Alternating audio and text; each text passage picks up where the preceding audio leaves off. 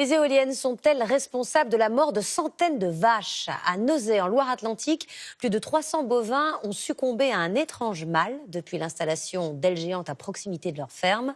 Les animaux tombent malades ou refusent de s'alimenter. La cause serait enterrée dans le sol. L'enquête de l'Œil du 20h est signée Yannick Sanchez et Élodie Delevoye. C'est un mal étrange qui frappe les vaches dans certaines campagnes françaises. Des animaux en bonne santé meurent subitement. Des installations électriques seraient-elles en cause? Dans les prés, nous avons mené l'enquête et fait d'éclairantes découvertes. En Loire-Atlantique, à 30 km de Nantes, l'exploitation de Didier Potiron est en danger. Son cheptel décimé. Il a perdu 300 vaches en 6 ans. Donc là, c'est toutes les sorties d'animaux avec les morts qui sont signalés en vert. Les services vétérinaires sont formels, aucun problème sanitaire dans son troupeau. Des morts inexpliquées qui surviennent depuis qu'un parc éolien a été installé à proximité de sa ferme. Les autorités s'interrogent sur ces câbles souterrains par lesquels transitent des dizaines de milliers de volts. Ils pourraient être à l'origine des troubles du comportement des vaches. Elles évitent par exemple de s'approcher des structures métalliques dans la salle de traite. Alors là, elle est hésitante, elle fait demi-tour.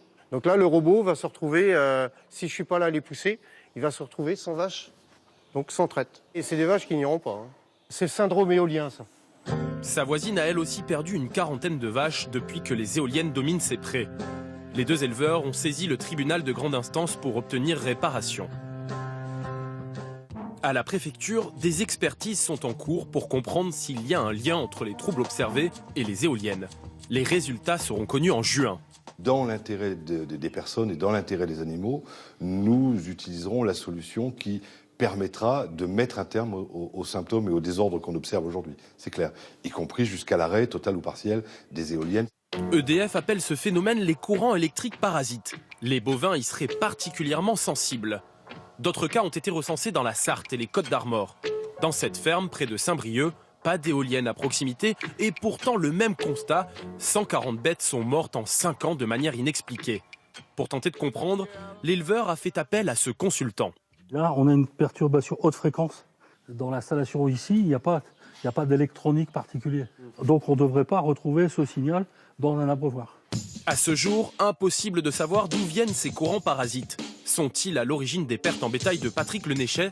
Ce matin encore, un veau de 4 jours, né avec des malformations, est mort subitement. Je l'ai trouvé comme ça.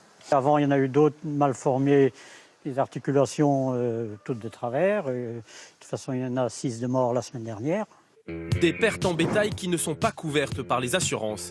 L'éleveur souhaiterait maintenant que les autorités des Côtes-d'Armor mènent des études pour comprendre d'où viennent les courants parasites qui perturbent son exploitation.